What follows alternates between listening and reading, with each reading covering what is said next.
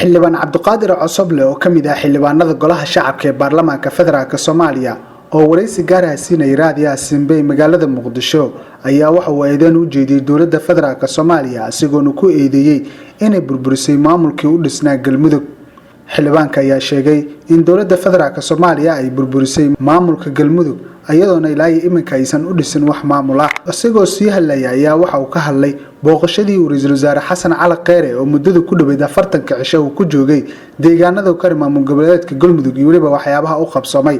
waxaana sheegay in waxyaabo aysan u soo qabsamin kaliya uu ka shaqeeyay burburinta maamulkaasi. Xukuumadda cusub ee madaxweyne Farmaajo uu hogaaminayo waxaa moodaa in ay la timid qorshe kale oo ah sida dawladahan jiro iyo maamuladahan jiro ay u burburin lahayd. wax qarsoon ma ahan inta maamul ay jiray iyo qaabka ay ula macaamishay qaab wuxuu ahaa ka duwan qaabka hore oo ahaa consensus-ka iyo wada hadal iyo wax la isla garto lagu dhisay muddo 40 bari iyo ka badan oo ra'iisul wasaaraha jiray. maanta haddaad warsato Soomaaliya maamulka Galmudug ma jira qof ku sheegi karta ma jirto. dismantale ku soo bisay waa burburisay waxa u dhisana male maanta reer Galmudug waxa u dhisnaana waa laga burburiyay. saas darteed approach-ka ay dawladda maanta ay wadato ay kula dhaqmayso maamulada waa approach aan fiicnaan. dhinaca kale xildhibaan Cabdiqaadir Cosoble oo kamid ah xildhibaanada golaha shacabka ee baarlamaanka federaalka Soomaaliya oo sii hadlaya ayaa waxa uu ka hadlay dhismaha maamul goboleedyada isagoona sheegay maamul goboleedyada qaarkood sida Galmudug iyo Jubbaland ay tahay mid dhibaatooyin imika ay ka taagan tahay.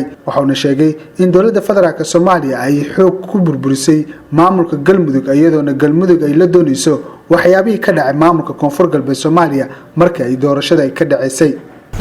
Jubbaland sida ay ku dhisan tahay maanta perfect ma ahan sida la rabay ma ahan si qurux badan ma ahan maamulada dhan sida ku dhisan waa noocaas laakiin waxay dhisnaa in wax lagu daray u baahan yihiin oo la kabo oo la toosiyo uma baahan in la burburiyo oo sida Galmudug laga soo saaro.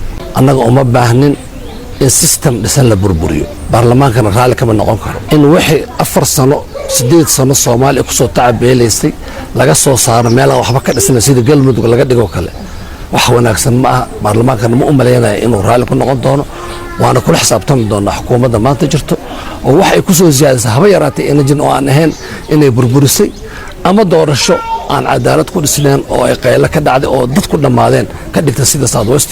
hadalka xildhibaan Cabdiqaadir Cosoble oo kamid ah xildhibaanada golaha shacabka ee baarlamaanka federaalka Soomaaliya ayaa waxa uu ku soo beegmaya xilli maamul goboleedyada qaarkood sida maamulka Galmudug iyo Jubbaland dhibaatooyin kala duwan ay ka taagan tahay.